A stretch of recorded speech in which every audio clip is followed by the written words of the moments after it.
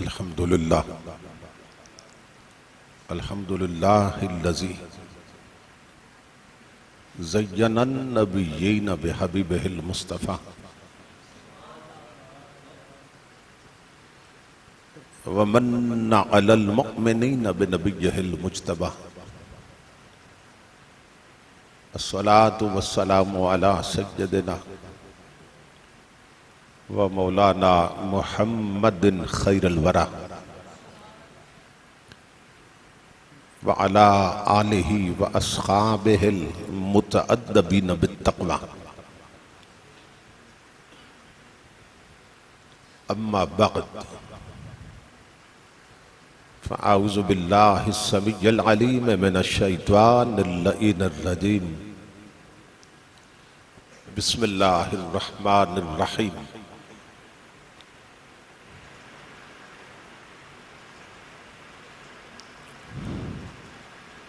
कुल्लु नफ्सिन ज़ाइक़तुल मौत सुम्मा इलैना तुरजऊन। सदक़ल्लाहु मौलानल अज़ीम। इन्नल्लाह व मलाइकतहु युसल्लूना अलन नबी या अय्युहल्लज़ीना आमनू सल्लू अलैहि व सल्लिमू तस्लीमा।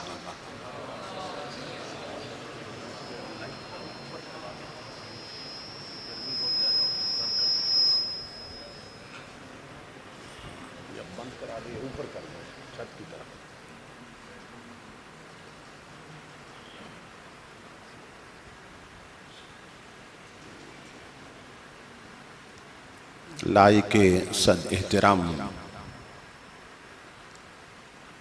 खतीब इस्लाम मुजाहिद अहले सुन्नत मुखलिसी फिल्लाह हज़रत अल्लामा कारी मुश्ताक अहमद साहिब दामत बरकातुहुल कुद्सिया, दीगर मुअज़्ज़ज़ उलमाए किराम और मोहतरम हाज़रीन व सामेईन, अल्लाह रब्बुल इज़्ज़त का लाख लाख शुक्र है कि जिसने अपनी तौफीक ख़ास से आपको और मुझे अपनी पाक बारगाह में हाज़री का शरफ़ अता किया और अपने महबूब मुकर्रम सल्लल्लाहु ताला अलैहि वसल्लम की याद, तालीमात और इरशादात के हवाले से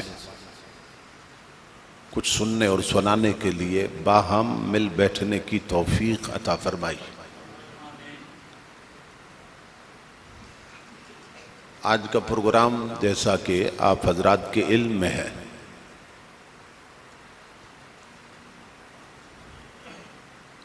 कि मोहतरमुल मुकाम जनाब मोहम्मद याकूब साहिब की अहलिया मरहूमा और बरादरान अजीज़ मोहतरम अमानत अब्बास साहिब और अली रज़ा साहिब की वालिदा मरहूमा के ईसाले सबाब के लिए उनके चेहलम के उन्वान से क़ायम किया गया। खुशबख्त और खुश नसीब होते हैं वो लोग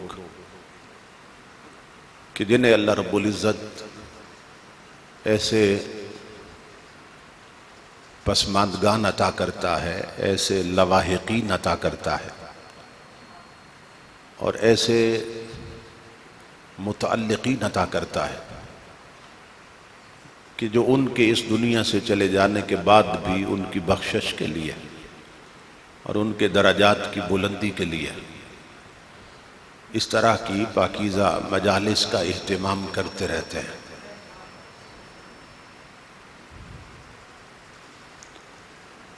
नबी अकरम सल्लल्लाहु ताला अलैहि वसल्लम का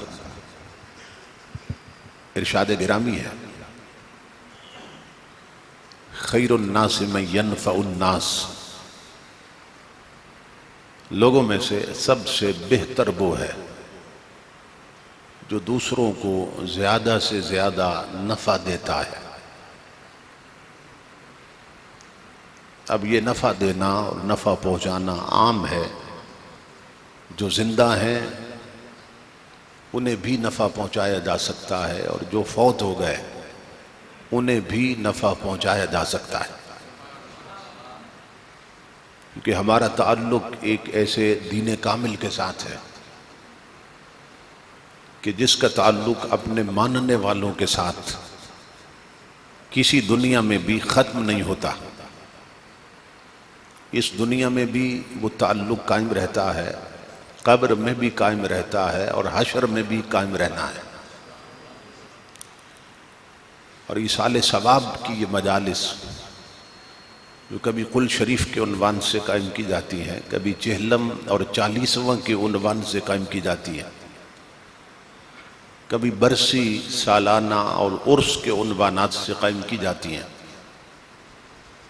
अपने गुजर जाने वालों के साथ ताल्लुक कायम रखने का एक जरिया और वसीला है।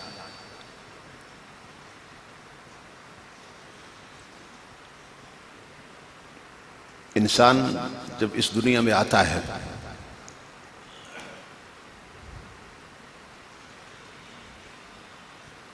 तो मुख्तलिफ किस्म की जिम्मेदारियों का बोझ उठाता है।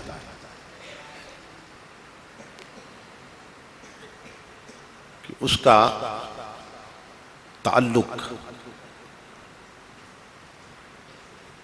कई किस्म के लोगों के साथ जुड़ता है।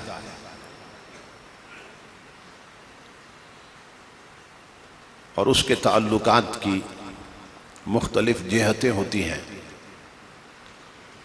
एक ताल्लुक तो उसका सबसे बड़ा उसके पैदा करने वाले के साथ होता है। दूसरा ताल्लुक उसका अपने नबी के साथ होता है। तीसरा ताल्लुक उसका अपने माँ बाप के साथ होता है। फिर माँ बाप की निस्बत से उसका ताल्लुक मामू के साथ बनता है, चचा के साथ बनता है, दादा दादी और नाना नानी के साथ माँ बाप की निस्बत से उसका एक रिश्ता कायम होता है। फिर माँ बाप ही के ताल्लुक से उसकी बहनों के रिश्ते बनते हैं, उसके भाइयों के रिश्ते बनते हैं। फिर उसकी अपनी शादी होती है तो उसकी रफ़ीक़ा हयात का उससे एक ताल्लुक बनता है। फिर औलाद होती है तो अपने बेटों और बेटियों के साथ उसका रिश्ता कायम होता है। तो ये जो जितने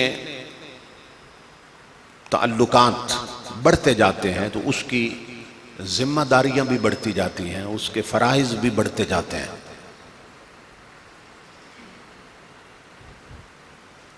कुछ फराइज ऐसे हैं कि जिनका ताल्लुक अल्लाह के हुकूक के साथ है। कुछ फराइज ऐसे हैं जिनका ताल्लुक उसके अपने नबी के हुकूक के साथ है। कुछ फराइज का ताल्लुक माँ बाप के हुकूक के साथ है, कुछ बहनों भाइयों के हुकूक के साथ है, और कुछ फराइज का ताल्लुक अड़ोस पड़ोस के हुकूक के साथ है।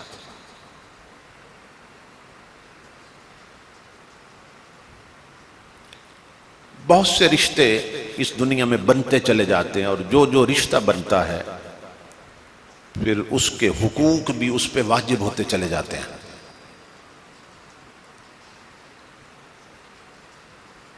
हत्ता कि आप अगर सफर में हैं और किसी के साथ आपने चंद घड़ियों का इकट्ठे सफर कर लिया तो वो भी एक रिश्ता कायम हो जाता है और उसका भी हक है।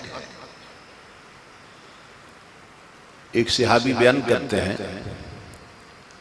कि मैं नबी अकरम सल्लल्लाहु अलैहि वसल्लम के साथ मदीना पाक से बाहर जंगल में गया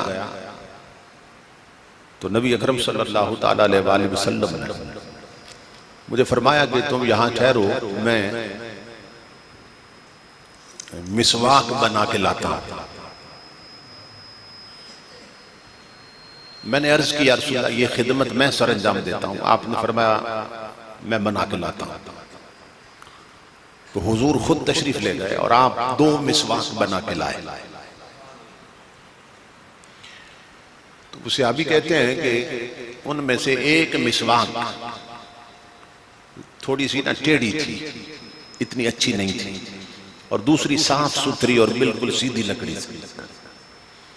तो नबी अकरम सल्लल्लाहु ताला अलैहि वसल्लम ने जो साफ सुथरी मिसवाक दी ना, वो मुझे दे दी,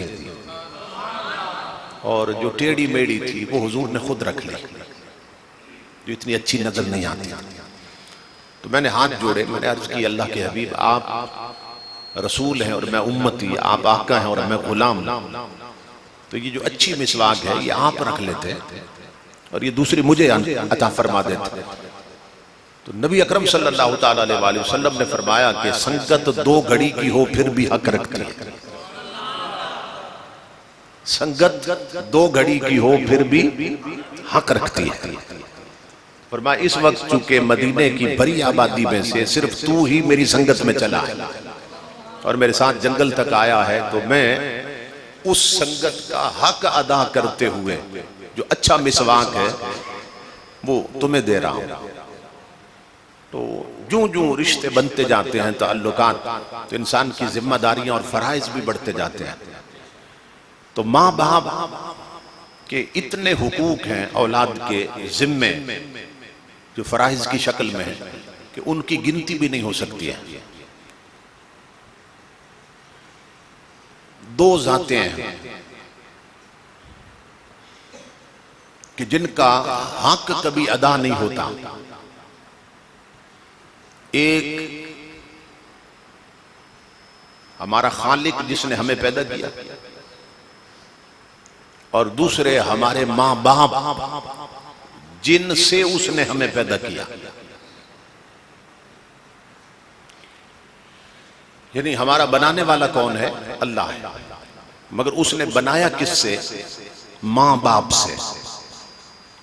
तो चूंकि इन 2 जातों के सबब से हमें वजूद मिला, वो न बनाता तो हम न बनते, और माँ बाप न होते तो हम न बनते। यानी बनाया उसने और हमें माँ बाप के वसीले से बनाया। तो यही सबब है कि उलमा लिखते हैं कि इंसान जितनी भी इबादत कर ले, अल्लाह की बंदगी का हक अदा नहीं होता, और जितनी भी खिदमत कर ले, माँ बाप का हक कभी अदा नहीं होता, क्योंकि हमें वजूद ही उनके वजूद से मिला है। तो माँ बाप के बेशुमार जो हुकूक हम पे आयद होते हैं, उनमें से एक सबसे बड़ा हक ये भी है कि जब वो इस दुनिया से चले जाएं तो हम अच्छे आमाल सर अंजाम देकर उनका सवाब उनकी रूहों को पहुंचाते रहें। ये भी उनके हुकूक में से है। तो मैं अपने अजीज भाई अली रजा साहेब और अमानत साहेब को हदिया तबरीक पेश करता हूँ कि उन्होंने ये कोशिश की, और ये बज़ाहिर तो इतनी बड़ी कोशिश नहीं लगती, मगर जो मरहूम हैं या मरहूमा हैं उन्हें इसका बहुत बड़ा अजर अता किया जाता है। नबी अकरम सल्लल्लाहु ताला अलैहि वसल्लम की हदीस पाक है, मन दल्ला अला खैरिन फलहु मिस्लु अजर फाइलिही, कि जो शख्स दूसरों को नेकी की तरफ राग़िब कर देता है और नेकी के रास्ते पे चला देता है, उसकी रग़बत दिलाने से और उसके दावत देने से लोग नेकी के रास्ते पे चल पड़ते हैं। तो इमामुल अंबिया फरमाते हैं कि जितना उन सब चलने वालों को सवाब मिलता है, उतना इकट्ठा उस चलाने वाले को भी अता किया जाता है। एक और हदीस पाक में इसी बात को हुजूर ने यूं वाज़ेह किया। नबी अकरम सल्लल्लाहु ताला अलैहि वसल्लम फरमाते हैं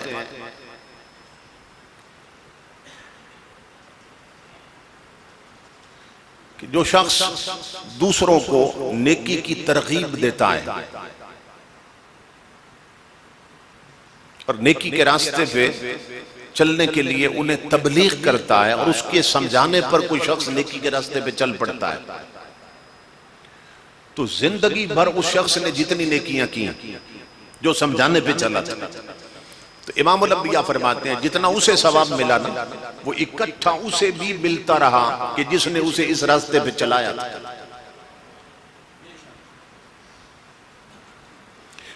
तीसरी हदीस भी हुज़ूर सल्लल्लाहु अलैहि वसल्लम की इसी मफहूम को वाज़ेह करती है। अब ये 3 हदीसें सुना के ना फिर मैं नतीजा देने लगा हूं आज की मजलिस के हवाले से। तो नबी अकरम सल्लल्लाहु ताला अलैहि वसल्लम ने फरमाया कि अल मुअज्जिनु यशहदु लहु कुल्लु रत्बिन व याबिसिन, कि मुअज्जिन जब मस्जिद में आजान देता है तो उसकी आवाज जहां तक जाती है, हर खुश्क और तर्च है, हर खुश्क और तर्च है, कयामत के दिन उसके हक में गवाह बन जाएगी। जहां तक मुअज्जिन की आवाज जाती है, हर खुश्क शय भी उसकी आजान पर कयामत के दिन अल्लाह की बारगाह में गवाह बन जाएगी, और हर तर शय भी उसकी आजान पर कयामत के दिन गवाह बन जाएगी। अब ये जो 2 लफ्ज आए हैं रत्ब और याबिस हदीस में, कि यशहदु लहु कुल्लु रत्बिन व याबिसिन, कि हर तर और खुश्क शय। इस्लाम में तर चीजें कौन सी हैं और खुश्क चीजें कौन सी हैं, इसे अच्छी तरह समझ लें। यही 2 लफ्ज कुरान हकीम में अल्लाह रब्बुल इज्जत ने भी इस्तेमाल किया। फरमाया ला रत्बिन वला याबिसिन इल्ला फी किताबिन मुबीन। फरमाया कोई तर और खुश्क ऐसी नहीं है कि जिसका जिक्र कुरान में न हो, यानी हर शय का जिक्र कुरान में। तो खुश्क चीजें कौन सी हैं कि जिनमें जान नहीं होती, जो बेजान है, और तर चीजें कौन सी हैं जो जानदार होती हैं, जिनमें जान होती है।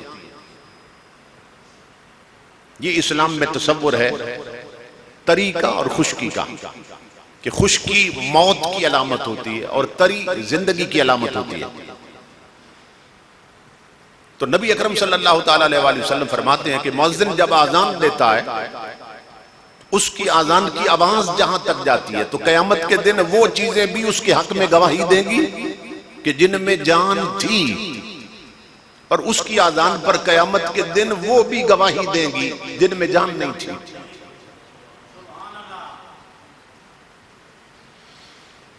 यानी मुअज्जिन यहां मस्जिद में आजान देता है, तो ये मस्जिद में जो लगी हुई ईंटें हैं ये बेजान है, जो सीमेंट लगा है ये बेजान है, जो आपके घरों में पत्थर लगे हैं बेजान है, जो जमीनों में ढीले पड़े हैं मिट्टी के बेजान है।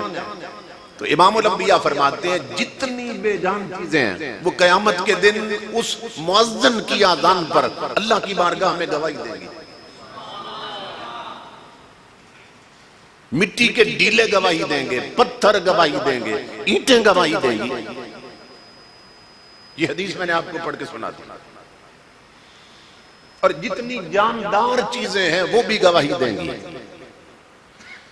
ये घरों में फिरने वाली चींटियां भी मुअज्जिन की आजान पे गवाही देंगी। दरख्तों में बैठे हुए परिंदे भी मुअज्जिन की आजान पे कयामत को गवाही देंगे।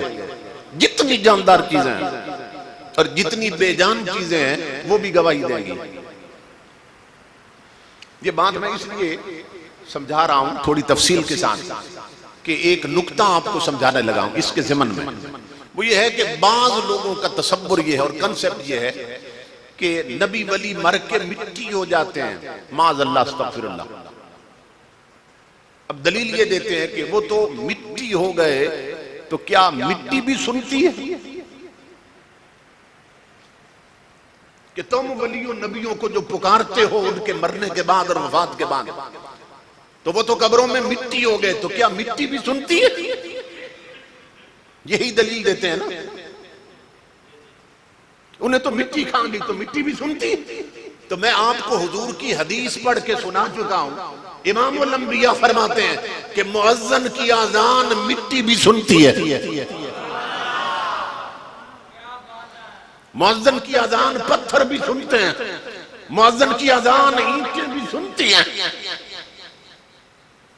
और हुजूर ने क्या फरमाया हदीस में, यशहदु लहू, उसके हक में क़यामत के दिन गवाही देंगी सारी चीजें।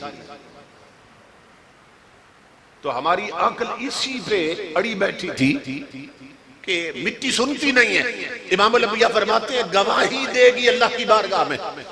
तो इस हदीस ने साबित कर दिया कि मिट्टी सुनती भी है, मिट्टी बोलती भी है, वरना गवाही कैसे देगी? मिट्टी सुनती भी है, मिट्टी बोलती भी है। और इमाम अल-अंबिया के गुलामों, इसी हदीस ने यह नुक्ता भी समझा दिया कि मिट्टी सुनती भी है, मिट्टी बोलती भी है और मिट्टी समझती भी है। नहीं समझेगी तो क्या बोलेगी क़यामत के दिन अल्लाह की बारगाह में? अगर समझे ही नहीं है कि ये आजान की आवाज थी या गाने की आवाज थी, तो क्या गवाही देगी अल्लाह की बारगाह में? और इस पर एक और हदीस में आपको सुनाता हूं। नबी अकरम सल्लल्लाहु अलैहि वसल्लम फरमाते हैं कि इज़ा माता हामिलुल कुरान, कि जब कोई कुरान पढ़ने वाला फौत होता है, नावल पढ़ने वाला नहीं, फिल्मी मैगजीन पढ़ने वाला नहीं, रोमांटिक किताबें पढ़ने वाला नहीं, कौन? जो कुरान पढ़ता है, खबरें अखबार पढ़ने वाला नहीं, जंग और नवाए वक्त पढ़ने वाले की बात नहीं हो रही।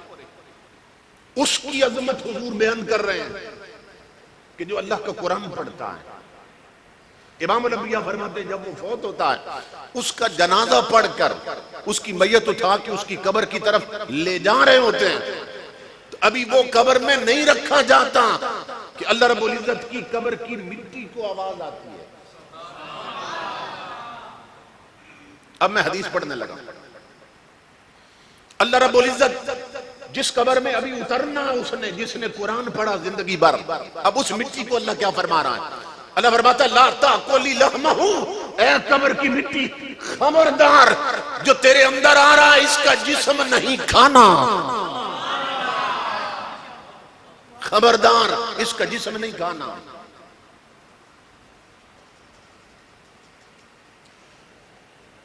बड़े बड़े चौधरी, मलक, महाराजे, महाराजे मर जाते हैं, डॉक्टर, इंजीनियर मर जाते हैं, ब्रिगेडियर जनरल मर जाते हैं, वजीर आजम और सदर मर जाते हैं, मगर वो मिट्टी को आवाज नहीं देता। वडेरे जागीरदार सरमायादार मरते हैं, मगर वो मिट्टी को आवाज नहीं देता। और ये कौन फौत हुआ कि अगर मिट्टी में अभी नहीं उतरा और वो मिट्टी को आवाजें दे रहा है? अजमत देखो, मिट्टी को पैगाम आने लगे। अल्लाह ने हुक्म दिया खबरदार मिट्टी, जो तेरे अंदर आ रहा है इसका जिस्म नहीं खाना। अच्छा, अब अगला हदीस का जो हिस्सा है ना, वो क्या है?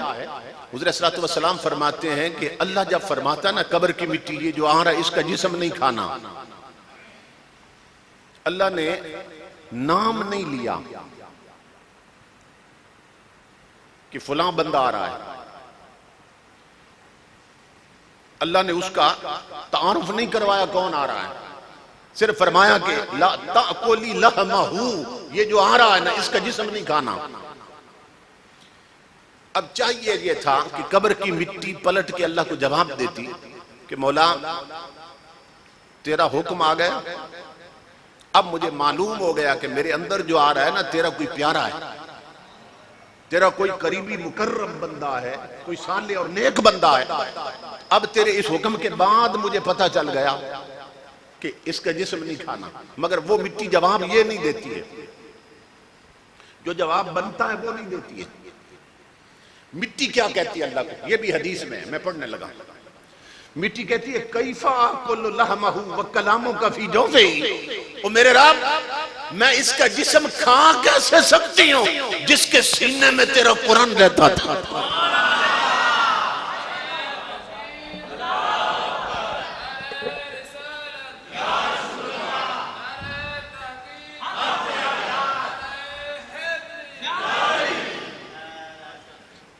इसका मतलब यह है जिस मिट्टी को हम बेजान समझते हैं, जिस मिट्टी को हम बेअक्ल समझते हैं और कब्रिस्तानों की वो मिट्टी भी जानती है कि मेरे अंदर नबी का गद्दार आ रहा है या मुस्तफा का वफादार आ रहा है। कब्रिस्तानों की मिट्टी को भी खबर है कि मेरे अंदर नावल पढ़ने वाला आ रहा है या मुस्तफा का कुरान पढ़ने वाला आ रहा है। इसीलिए तो जवाब देती है मौला, मैं इसका जिस्म खा कैसे सकती हूं जिसके सीने में तेरा कुरान रहता है। अगर इमाम उल अंबिया के गुलाम हो, कीड़े तो दूर की बात, ये हदीस बता रही, कीड़े और बिच्छू और सांप जो कब्रों में होते, ये तो दूर की बात है। अगर चाहते हो तुम्हारे जिस्मों को मिट्टी भी न खा सके तो कमली वाले के कुरान की आदत बना लो, तिलावत कुरान किया करो। अब बहुत से लोग हैं जिन्हें कुरान पढ़ना नहीं आता, वो सोचते हैं भी हम क्या करें। चलो बात समझ तो आ गई कि कुरान पढ़ना चाहिए, मगर हमें किसी ने नहीं पढ़ाया और पढ़ना नहीं आता, तो उनके लिए मैं गुजारिश कर रहा हूं कि कुल शरीफ तो आती है, ये तो कोई गया गुजरा मुसलमान हो ना, उसको भी आती है। कुल शरीफ तो तकरीबन हर मुसलमान को आती है, सिवाय हमारे चंद वजीरों के।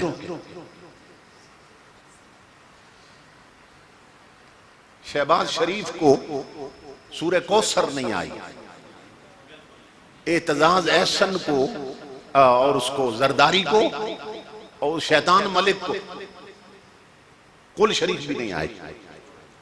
और इस मुल्क के वजीर रहे, एक सदर रहा, दूसरा वजीर रहा है, और तीसरा देखो गवर्नर वजीर आला। यानी आप तसव्वुर करें कैसे कैसे जाहिल लोग इस मुल्क की तकदीर से खेलते हैं, कैसे कैसे जाहिल लोग कि जो बना ही मुल्क कलमे के नाम, कुल शरीफ भी नहीं आती। तो मैं सोचता हूं ये नमाज में फिर क्या पढ़ते होंगे जिसे कुल शरीफ भी नहीं आती। तो इससे साबित हुआ बेचारे नमाज ही नहीं पढ़ते, ये नमाज ही नहीं पढ़ते।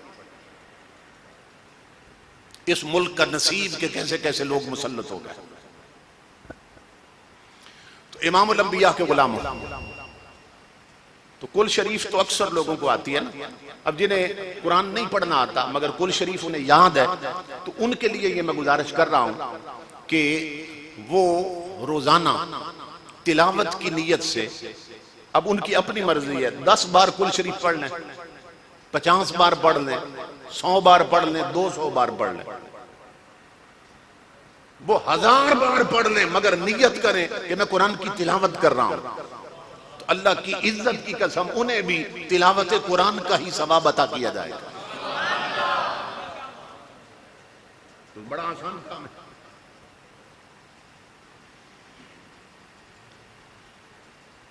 तो ये आदत बना ले। और अगर कोई ये कहे भाई मुझे तो कुल शरीफ भी नहीं आती, तो मैं उसका इलाज भी बता देता हूं। वो कहे कुल शरीफ भी नहीं आती, उसका इलाज ये है कि वो हर रोज वुजू करके अगर कुरान को पढ़ नहीं सकता तो कुरान को मिल तो सकता है, उसे चूम तो सकता है ना, इसमें तो कोई परेशानी नहीं है किसी को, उसे चूम तो सकता है, उसे सीने लगा के मिल तो सकता है। अल्लाह की इज्जत की कसम अगर रोजाना कुरान को मिल लोगे, कुरान फिर भी तुम्हारी झोली भर देगा। इसलिए कि मैंने बड़े बड़े बुजुर्गों की किताब में यह वाकया पढ़ा है, बड़े बड़े अल्लाह के वली बयान करते हैं। एक शख्स बिल्कुल अनपढ़ था, चिट्टा अनपढ़ जिसे कहते हैं, सिवाय नमाज की उसे कुछ नहीं आता था, मगर कुरान से बहुत मोहब्बत करता था। 5 वक्त नमाज पढ़ता मस्जिद में, तो जब नमाजी निकल जाते मस्जिद से वो अंदर रह जाता, जानबूझ के मस्जिद अंदर से न कुंडियां लगा लेते और अलमारियों से न कुरान निकालता। अब पढ़ तो सकता नहीं था, आंखों पे रखता, चूमता और सीने से लगाता, ऐसे मिलता जैसे बिछड़ा हुआ यार यार से मिलता है। और रो कर कहता मुझे नहीं मालूम तुझ में क्या लिखा है, मैं अनपढ़ हूं, मगर ये तो मैं जानता हूं कि तू मेरे नबी के सीने में उतरा है। और तेरे लफ्जों की कई बार मेरे नबी के लबों ने तिलावत की है। हाँ, मैं तुझे मिल तो सकता हूं, सीने से तो लगा चूमता कुरान को और सीने से लगाता। और इमामुल अंबिया के गुलामों और क्या करता, कुरान खोलता तो जितना भी अनपढ़ हो बंदा, काली काली सतरें तो नजर आती है, तो हर सतर पे उंगली फेरता, 8-10 सफे जो है ना उन पे उंगली फेरता, और पता मुंह से क्या कहता, हर सतर पे उंगली फेरता और कहता ये भी हक है और ये भी सच, ये भी हक है ये भी सच है। इस तरह महीने 2 महीने बाद वो बंदा कुरान खत्म कर देता उंगली फेर के, और फिर नए सिरे से शुरू कर देता। और तिलावत क्या होती उसकी, ये भी हक है ये भी सच। लोग इस टो में थे, भाई ये मस्जिद के अंदर क्यों रह जाता है। जब लोगों ने देखा ना झांक के, तो वो कुरान को मिलता और चूमता नजर आया। कहते ये कुरान से बड़ी मोहब्बत करता, पढ़ नहीं सकता, मगर लोग हैरान थे कि इसका ये अजीब अमल है। वही लोग जो हंसते थे और हैरान थे वो बयान करते, अल्लाह की इज्जत की कसम, जब वो बंदा फौत हो गया, जनाजा पढ़कर हम उसकी मैयत उठाकर जब कब्र में उतारने लगे, उसकी मैयत कब्र में बाद में उतरी है। कब्र की हर दीवार पर कुरान पहले चमक रहा था, हर दीवार पे कुरान चमक रहा था। तो कुरान बताता है जिस दर्जे में मेरे साथ प्यार करोगे, मोहब्बत करोगे, उसी दर्जे में हम तुम्हारी झोली भर देंगे। तो इमामुल अंबिया के गुलामों, कब्रिस्तानों की मिट्टी को भी खबर है मेरे अंदर कौन आ रहा है। अगर हम हुजूर के वफादार रहे, अगर हम रब के सच्चे बंदे बन के रहे, तो फिर इमामुल अंबिया के गुलामों, कब्र मिट्टी का गड़ा नहीं रहती, जन्नत के बाग में बदल जाती है। इमामुल अंबिया ने फरमाया, कब्रुल मोमिन रौज़तुम मिन रियाज़िल जन्नह, मोमिन की कब्र जन्नत के बागों में से एक बाग बना दी जाती है। लेकिन अगर खुदा की बगावत में रहे और पेशानियों में सजदों का नूर ना हुआ और जिस्म के अंदर रिज़्क़ हलाल ना पहुंचा और आंखें फिल्में देखती नहीं और कान गाने सुनते रहे और हाथ ताश खेलते रहे और ये पांव बेगैरती के अड्डों की तरफ बढ़ते रहे और हम अल्लाह और उसके रसूल की गुलामी और बंदगी और इताअत से गाफिल रहे इमामुल अंबिया के गुलामों, फिर कब्रों से बढ़कर भयानक और खौफनाक शय कोई नहीं है। और हमारी अक्सरियत अपनी कब्रें बिगाड़ चुकी है, बिगाड़ रही है, उसकी किसी को फिक्र नहीं कि उसे संवार ले। वो किसी बुजुर्ग ने जब फौत होने लगे ना, तो घर वाले रो रहे थे, तो उन्होंने कहा रोने की क्या बात। उन्होंने कहा आप घर से जा रहे हैं वीराने में। उन्होंने कहा तुम गलत कहते हो, घर से वीराने में जा रहा हूं।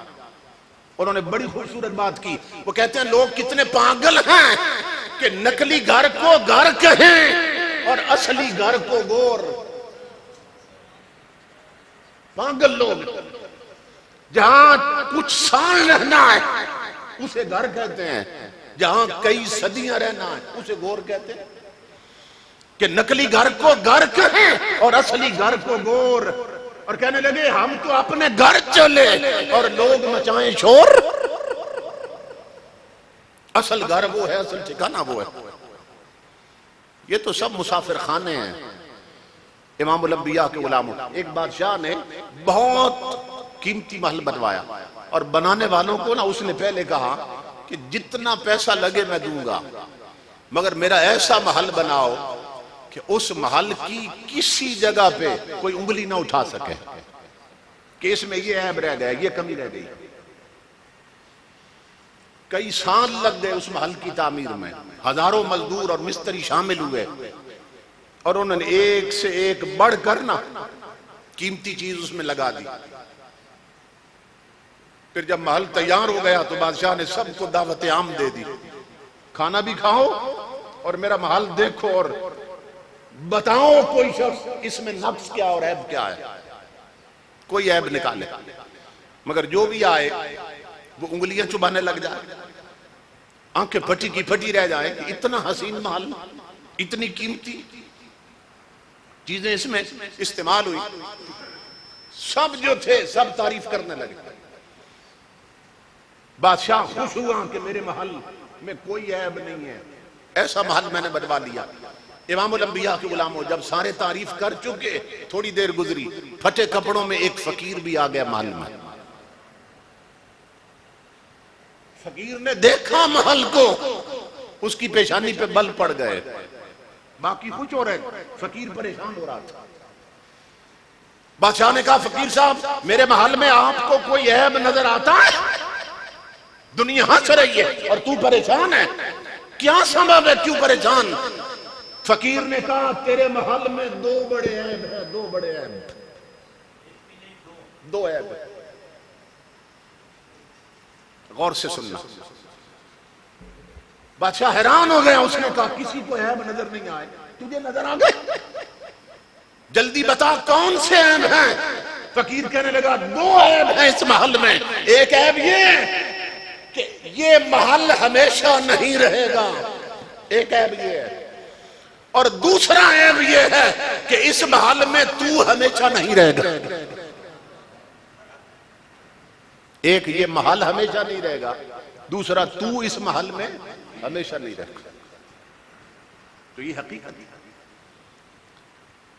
अब देखें, हर गांव में बड़ी बड़ी पुरानी हवेलियां बनी और कोठियां और बंगले बने, जिन्होंने बनाए थे वो कहां हैं? वो कब्रों में। और जो भी आया उसने कहा, अब ये पुराना हो गया, अब इसे गिरा के नया बना ले। तो वो पहला ना रहा, वो मिट गया, उसकी जगह नया बना। और जो इनके बाद आएंगे वो फिर उसे भी खत्म करके अपने मिजाज के मुताबिक तामीर करेंगे। इमामुल अंबिया के गुलामों, और जो बना गए वो कब्रों में है। और इमामुल अंबिया फरमाते हैं, तुम नहीं सुनते मगर मैं सुनता हूं उनकी आवाज, तुम नहीं देखते मगर मैं उन्हें देखता हूं। आका फरमाते हैं, मैं तुम्हें बताऊं वो कब्रों में क्या चीख रहे हैं और क्या पुकार रहे हैं। इमामुल अंबिया फरमाते हैं, वो बड़े बड़े लोग कि जो हराम खोरी करते रहे, जुल्म करते रहे, ज़कात न दी, नमाजें न पढ़ी, तिलावत कुरान न की, और खुदा की मखलूक पर जुल्म उठाते रहे, और ये जिंदगी पूरी गफलत में बिता दी। अब कब्रों में क्या कहते हैं? हुजूर फरमाते हैं, अब चीख रहे हैं कब्रों में और कहते हैं, हल मिन अहदिन मैं यज़कुरु गुरबतना। आवाज देते हैं दुनिया वालों, ओ दुनिया वालों, ओ कोई है तुम में जो आज हमारी गरीबी पे तरस खाए? कोई है जो हमारी गरीबी पे तरस खाए? ये कब्रों वाले आवाज दे रहे हैं दुनिया वालों। ये हुजूर की हदीस। इसकी शरह में उलमा ने लिखा कि ये क्या कहते हैं कब्रों वाले कि है कोई जो हम पे तरस खाए हमारी गरीबी पे। हाँ, ऐसे ऐसे लोग भी थे कि जो गरीबों से हाथ मिलाना भी तौहीन समझते थे। बड़ी दौलत और बड़े पैसे वाले लोग गरीबों के साथ उठना बैठना भी तौहीन समझते थे। अब कब्रों में रो रहे हैं और दुनिया वालों को आवाज दे रहे हैं, कोई जो आज हमारी गरीबी पे तरस खाए। क्यों? इसलिए कि हम दुनिया में अमीर थे, हम कब्रों के गरीब हो गए। हम वो दौलत जमा करते रहे जो दुनिया में रह गई, जो तिजोरियों और बैंकों में रह गई। वो अमल न जोड़ सके जो कब्र में साथ आने थे, वो नमाजें न जोड़ सके, वो सजदे न जोड़ सके, वो तिलावत और मुस्तफा की गुलामी न जोड़ सके जो कब्र में साथ आनी थी। अब कब्रों में चीखते हैं, अब वो वहां गरीब हो गए। यहां अमीर थे, वहां गरीब हो गए, क्योंकि वहां सिक्का हुजूर की गुलामी का चलता है, वहां पैसा नहीं चलता, वहां जात पात भी नहीं चलती, वहां जात पात भी नहीं चलती, वहां हुजूर की गुलामी चलती, वहां खानदान भी नहीं चलता, वहां ईमान चलता है। ये ज़हन में रखिए। हुजूर का सगा चचा है अबू लाब, रंगत बड़ी गोरी है, शमला बड़ा ऊंचा है, खानदान बड़ा ऊंचा, सगा चचा हुजूर का, कुरैश के कबीले से अबू लहाब, मगर इमामुल अंबिया के गुलामों कुरान कहता है वो ऊंची जात वाला जहन्नम में जल रहा है। बताओ हजरत बिलाल की हुजूर से क्या रिश्तेदारी थी? रंगत काली है बिलाल की, नाक चपटी है, होंठ मोटे, आंखें दसी हुई हैं, है जात का कमी है और मुसल्ली है। मगर ईमान नसीब हुआ और हुजूर की निस्बत मिली। तो आका मेराज से वापस आए, फरमाया बिलाल इन्नी समय तो दफा ना लई का फिल जन्ना, मैं जन्नत में फिर रहा था और अपने आगे मैं तेरे जूतियों की चाप सुन रहा था। तो इमामुल अंबिया के गुलामों, बात खानदान से नहीं बनती, बात ईमान से बनती है। हुजूर के साथ अगर ईमान की निस्बत है तो फिर ये है ताजदारे कायनात के गुलामों, कब्र भी संवरती और क़यामत भी संवरती। तो कब्रों में अब पड़े हुए बहुत से लोग चीख रहे हैं, मगर क्योंकि वो दूसरी दुनिया में, इसलिए उनकी चीख हम तो नहीं सुनते। लेकिन हुजूर फरमाते हैं तुम नहीं देखते मैं देखता हूं, तुम नहीं सुनते मैं सुनता। अब कब्रों में चीख रहे हैं, क्योंकि जो सिक्का नीचे चलता है ना वो सिर्फ अमलों का है। दौलत और जात और दुनियावी पोस्ट और ओहदे, ये सिक्का वहां नहीं चलता है, वहां सिर्फ हुजूर की गुलामी का सिक्का चलता है। एक बुजुर्ग हजरत मुस्लिम बिन आमर रहमतुल्लाह ताला अलैह, वो फरमाते हैं कि मैं एक दिन घर बैठा था, मुझे ख्याल आया कि हमारे मोहल्ले में जो बंदा कब्रें खोदता है ना मैयतों के लिए, मैं उससे पूछूं तो सही जाके कि तू हर वक्त कब्रिस्तान में ही रहता है, उसका पेशा है कब्रें खोदना, तो मैं उससे पूछूं कि कभी कोई अजीब चीज भी देखी है तूने कब्रिस्तान में? कहते हैं अल्लाह ने मेरे दिल में ना ये बात डाली और मैं गया उसके पास पूछने के लिए। बुजुर्ग आदमी था। मैंने कहा बुजुर्गों कब से ये काम करते हैं कब्रें खोदने वाला? उसने कहा कि मेरी सारी जिंदगी गुजर गई इसी, यही मेरा पेशा है।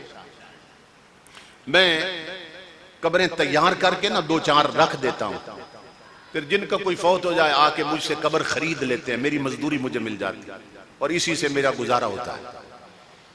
वो कहते हैं मैंने उस बुजुर्ग से कहा, मैंने कहा जिंदगी में कोई अजीब चीज भी देखी है कब्रिस्तान में कभी आपने? कहते मेरे सवाल पर ना वो बुजुर्ग रो पड़े और रो कर कहने लगे कि मुस्लिम, अल्लाह की इज्जत की कसम एक चीज ऐसी देखी है कि मैं भूलना भी चाहूं तो उसे नहीं भूल सकता। अब ये गौर से सुनना, बहुत बड़े मुहद्दिसीन ने यह वाकया बयान किया अपनी किताबों में।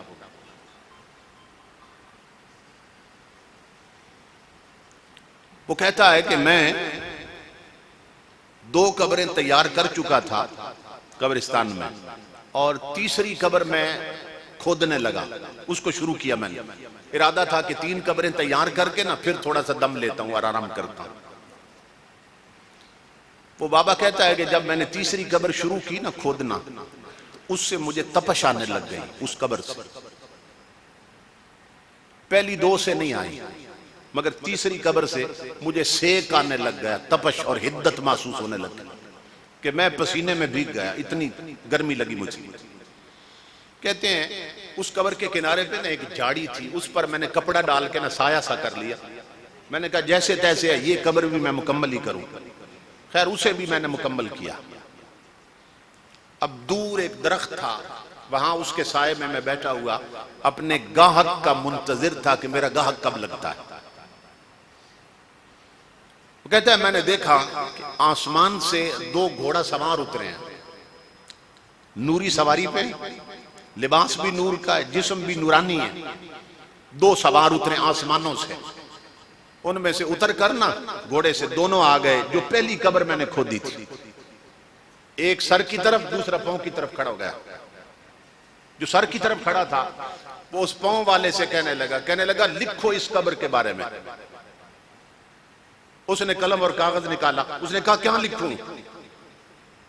उसने कहा 12 मील लंबी लिख दो, 12 मील चौड़ी लिख दो। कहते हैं मैं सुन रहा हूं। उसने वो दर्ज कर लिया कागज। मैं देख रहा था, वही दूसरी कब्र पे आ गए। उसने फिर कहा लिखो अब इसके बारे में। मैंने कहा क्या लिख? उसने कहा क्या लिख? उसने कहा चारों तरफ जहां तक नजर जाती है वहां तक मसीह लिख दो। उसने वो भी दर्ज कर लिया। वो कहता मुस्लिम, अल्लाह की इज्जत की कसम मैं देख रहा हूं वही फिर तीसरी कब्र पर आ गए जिससे मुझे तपश आई थी। उसने कहा इसके बारे में भी लिखो। उसने कहा क्या लिखूं? अब गौर से सुनना। उसने कहा ये जो अंगूठे शहादत और ये जो अंगूठा है इसका दरमियानी फासला लिख दो इस कब्र के बारे में।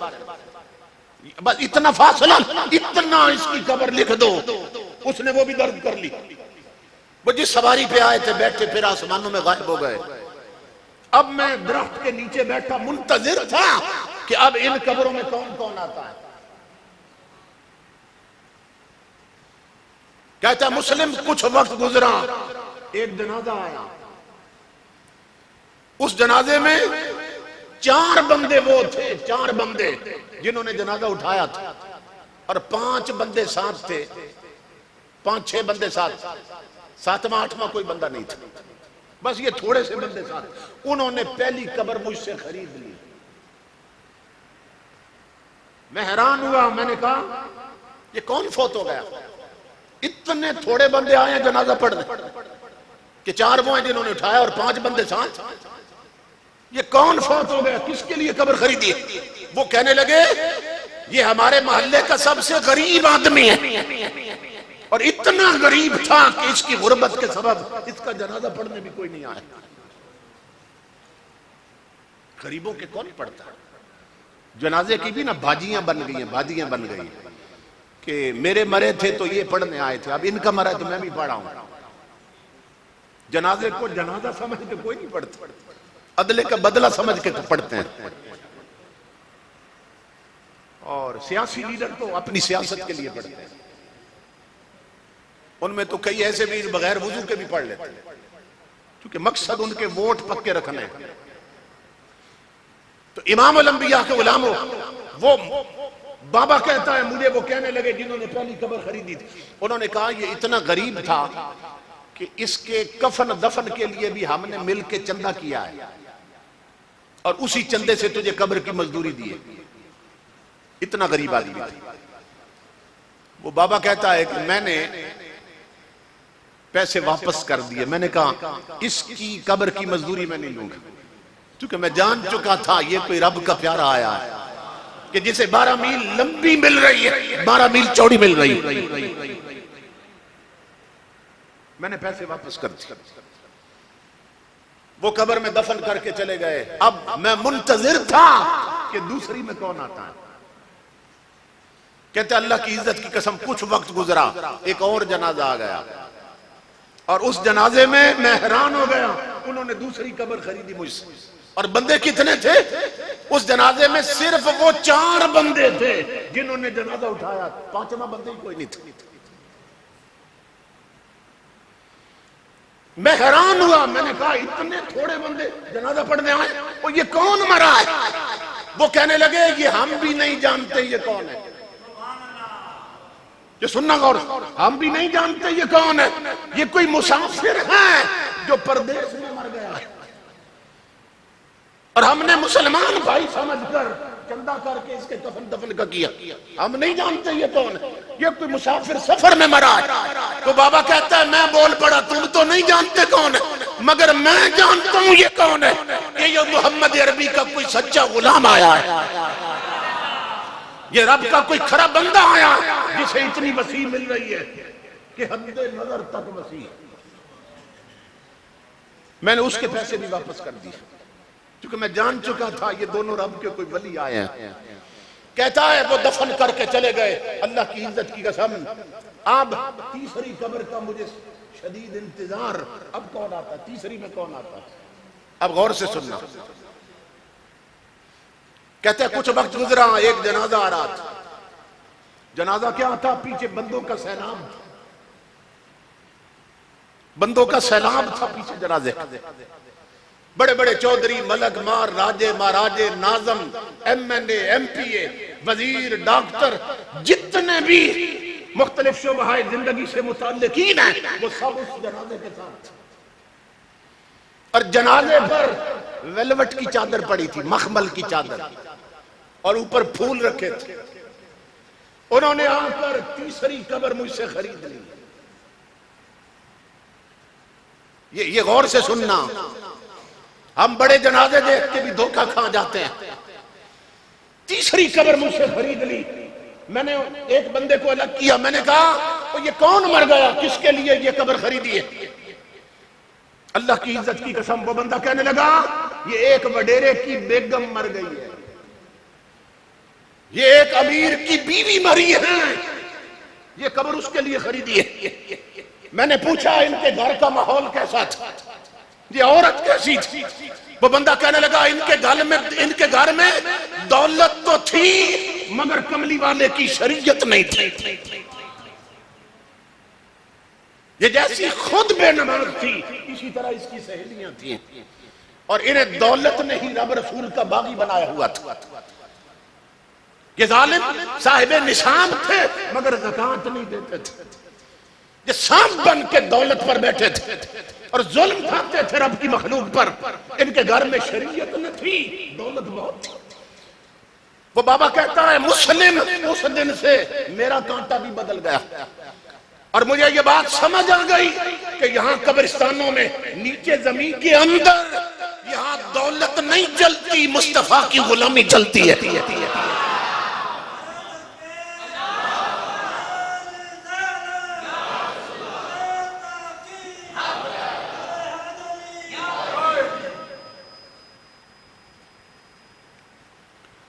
इसलिए मेरे आका के गुलामों इससे डरो कहीं ये फैसला न लिख दिया जाए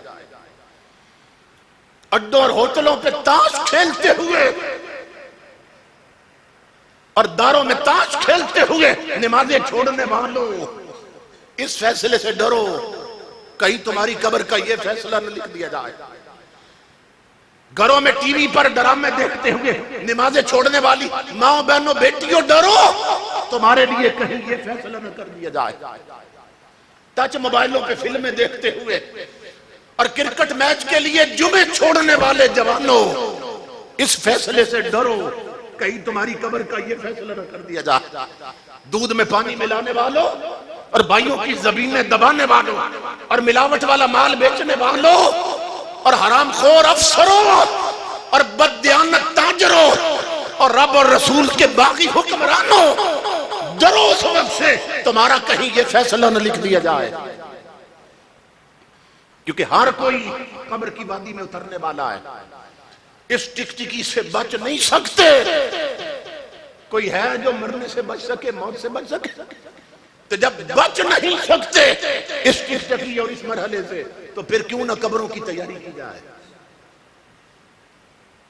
इसलिए मेरे आका के गुलामों, ये जो चेलम और 40वें हैं, कुल शरीफ हैं, या बरसियां होती हैं, या उर्स होते हैं, या सालाने होते हैं मरने वालों के, उनका सबब ये है कि जो आए उनके अंदर भी कब्रों की फिक्र पैदा की जाए, ताकि उन्हें भी पट्टियां खुले गफलत की आंखों से और उन्हें भी फिक्र लग जाए कि हमने भी मरना है, और मरने से पहले पहले वो अपनी जिंदगी का कांटा बदल ले, क्योंकि हर शख्स मौत की वादी में उतरने वाला, और वहां नीचे जमीन के सिर्फ सिक्का चलता है तो हुजूर की गुलामी का चलता है, और कोई बात ही नहीं होती। देखो ना, जितनी डिग्रियां ले लें, कोई डॉक्टर है, इंजीनियर है, वजीर आजम है, सदर है, बस मरते ही कब्र में जब पहुंचेगा तो आने वाले नहीं पूछेंगे तेरा ओहदा क्या था दुनिया में, तेरी जात क्या थी, कुछ नहीं पूछेंगे। आने वाले सिर्फ यही पूछेंगे मर रब्बुक, बता तेरा रब कौन है। और रब से पहचान कब होती है? जब उसके घर आते जाते हैं। किसी से ताल्लुक तब बनता है जब उसके घर आया जाया जाता है। तो जो खुदा के घर आने जाने से भी बांध रहे जिंदगी भर और महरूम रहे, उनका खुदा से रिश्ते ही नहीं बना, तारुफ ही नहीं बना अल्लाह से, तो कब्र में क्या बता सकेंगे कि अल्लाह हमारा रब है। ऐसे लोग फेल हो जाते हैं। फिर फरिश्ते पूछते हैं कि वमा दीनुक, तेरा दीन क्या है? दीन पर अमल ही ना था तो खाक बताए मेरा दीन क्या। दीन पर अमल ही नहीं था, नमाज उसने नहीं पढ़ी, रोजे उसने नहीं रखे, हलाल उसने नहीं खाया, गाने सुनते हुए और फिल्में देखते हुए और हुक्के पर बैठकर गीबत करते हुए पूरे गांव और मोहल्ले की जिंदगी बीत गई, दीन अपनाया नहीं, खाक बताएगा मेरा दीन क्या। और फिर इमामुल अंबिया के गुलामों, तीसरा सवाल होगा मा कुन्त तक़ूल फी हक़्क़ि हाज़ा रजुल लज़ी बुइसा फ़ीकुम, बता इस हस्ती के बारे में क्या कहते हैं। हुजूर सामने होंगे और फरिश्ते पूछेंगे ये कौन है, बता इनके बारे में क्या कहता है। जिसकी आंखों पर हराम की चर्बी चढ़ी होगी वो आंखें कभी हुजूर को पहचान नहीं सकती।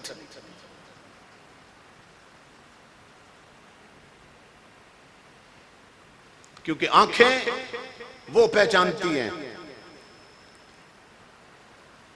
कि जिनका ताल्लुक दिल के ईमान के नूर के साथ होगा। कब्र में जो हुजूर की पहचान है ना, वो इन आंखों के नूर से नहीं होती। देखो अबू लहब और अबू जहल और मक्का के काफिर, हुजूर की बिरादरी के भी बहुत सारे लोग जिन्होंने कलमा नहीं पढ़ा था, उन्होंने जिंदगी भर हुजूर को इन आंखों से देखा था। मगर कब्र में जब गए और पूछा फरिश्तों ने ये कौन है, तो हदीस में कहने लगे ला अदरी, हाँ हाँ ला अदरी, हाँ अफसोस मैं नहीं जानता ये कौन है। वो जिंदगी भर देखते रहे इन आंखों से, मगर कब्र में पहचान नहीं सके कौन है। और यहां मोहम्मद अरबी के ऐसे गुलाम है 15वीं सदी में जिन्होंने जिंदगी में हुजूर को एक बार भी नहीं देखा, कब्र में देखते ही पुकार उठेंगे फरिश्तों ये मेरे आका तशरीफ लाए। तो इन आंखों से तो देखा नहीं हुजूर को, पहचान कैसे दे कि हुजूर आए। तो बताया ये जा रहा है कि हुजूर की कब्र में पहचान इस नूर से नहीं होती, इस नूर से होती है। अगर दिल में ईमान का नूर होगा, अगर दिल में अमल का नूर होगा और शरीयत पर अमल का नूर होगा, उस नूर से कब्र में हुजूर की पहचान होगी। तो इमामुल अंबिया के उलामों अगर पहचान ही नहीं है हुजूर सल्लल्लाहु अलैहि वसल्लम की, तो कब्र भी खराब, आखिरत भी खराब। तो मैं अपने भाई को मुबारकबाद देता हूं कि जिन्होंने बड़ी मोहब्बत के साथ अपनी वालिदा मरहूमा के लिए इस प्रोग्राम का एहतमाम किया और हमें ये मौका अता किया कि हम मिल बैठकर भूला हुआ सबक दोहरा सके। मैंने 3 हदीसें सुनाई आपको, अब नतीजा देके मैं खिताब खत्म करता हूं। इमामुल अंबिया ने फरमाया जो किसी को नेकी की तरफ रागिब कर दे, एक बंदे को करे या लाख बंदों को करे, जितने बंदों को नेकी की तरफ लगा देगा, जिंदगी भर वो जितनी नेकियां करेंगे, जितना उन सबको सवाब मिलेगा उतना इकट्ठा उसे दिया जाएगा। इसी तरह कोई शख्स नमाज नहीं पढ़ता, दूसरी हदीस का मतलब कोई नमाज नहीं पढ़ता, आपने उसे बिछाया समझाया या मर जाना है, सबसे बढ़कर ताकीद है नमाज की। सबसे पहला सवाल ही क़यामत के मैदान में नमाज का, अगर उसी में फेल हो गए तो क्या बनेगा।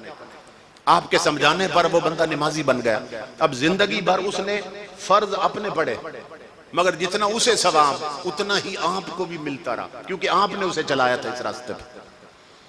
और तीसरी हदीस जो मैंने पढ़ी कि मुअज्जिन जब आजान देता है और हुजूर ने फरमाया फलहु मिस्लु अजर मन सल्ला, उसकी आजान सुनकर जितने लोग नमाज पढ़ने आते हैं मुअज्जिन की आजान। अब नमाजें तो उन्होंने अपनी पढ़ी, अपनी अपनी हर बंदे, मगर हुजूर फरमाते हैं कि अलग अलग सब नमाजियों को जितना सवाब मिला उतना इकट्ठा मुअज्जिन को भी अता किया गया। इसलिए आजान की कोशिश किया करें, मौका मिले तो आजान दिया करें, इससे बड़ी नेकी कोई नहीं कि आपकी आजान पर जितने नमाजी आएंगे उन्हें जितना सवाब मिला उन्हें तो अलग अलग मिला, उतना इकट्ठा आपकी झोली में भी डाला जाएगा। ये हदीस है। क्यों? इसलिए अब तीनों हदीसों का मतलब क्या है कि जिसकी जात दूसरों के लिए नेकी करने का सबब बन जाए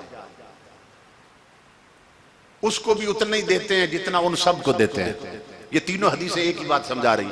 अब मैं आज की मजलिस के हवाले से समझा के ना गुफ्तगू खत्म करता हूं कि क्या हर रोज इस मस्जिद में हम इसी तरह होते? नहीं होते। तो ये जो हम 3 घंटे यहां बैठे, आज 3-4 घंटे जितना भी वक्त गुजरा, तिलावत कुरान की गई और सुनी गई, नातें पढ़ी गई और सुनी गई, खिताब हो रहा है और सुना जा रहा है, सलातो सलाम होगा, दुआ मांगी जाएगी। तो आज 4-5 घंटे में हमने यहां बैठकर जितनी नेकियां की, सबब किसकी जात बनी? अली रजा साहब की वालिदा मरहुमा की जात, कि उन्हीं के लिए आए ना, उन्हीं के चेलम पे आए। तो तीनों हदीसें बता रही हैं कि जिसकी जात दूसरों के लिए नेकी का सबब बन जाए, जितना सबको देते हैं इतना इकट्ठा उसे एक को भी देते हैं। तो नतीजा ये निकला कि आज की इस मजलिस में अव्वल से आखिर तक तिलावत का सवाब, नात खानी का सवाब, तकरीर का सवाब, सलातो सलाम का सवाब, दुआ मांगने का सवाब, तन्हा तन्हा सबको जितना दिया जाएगा वो इकट्ठा अली रजा की वालिदा मरहुमा को भी अता किया जाएगा। इसलिए कि आज सारे हम उनके सबब से यहां जमा हुए और जितनी नेकियां की उनके सबब से की। तो ये खुशबख्ती की बात है। अल्लाह रब्बुल इज्जत हुज़ूर सल्लल्लाहु अलैहि वसल्लम के तवस्सुल से अम्मा जी मरहुमा के दरजात बुलंद फरमाए, उनकी कब्र पे क़यामत तक करोड़ों रहमतें नाज़िल फरमाए और उनकी कब्र को बुक्का नूर बनाए, फिरदौस आला के बागात में तब्दील फरमाए और इनकी मेहनत को शर्फ कबूलियत दे और इस घर पर गैर फानी बरकतें नाज़िल फरमाए। ये अजीम सदमा सहने की और बर्दाश्त करने की और इस पर अजर अता फरमाए और इन्हें हर तरह की तौफीकात से नवाजे। वमा अलैना इल्लल बलाग।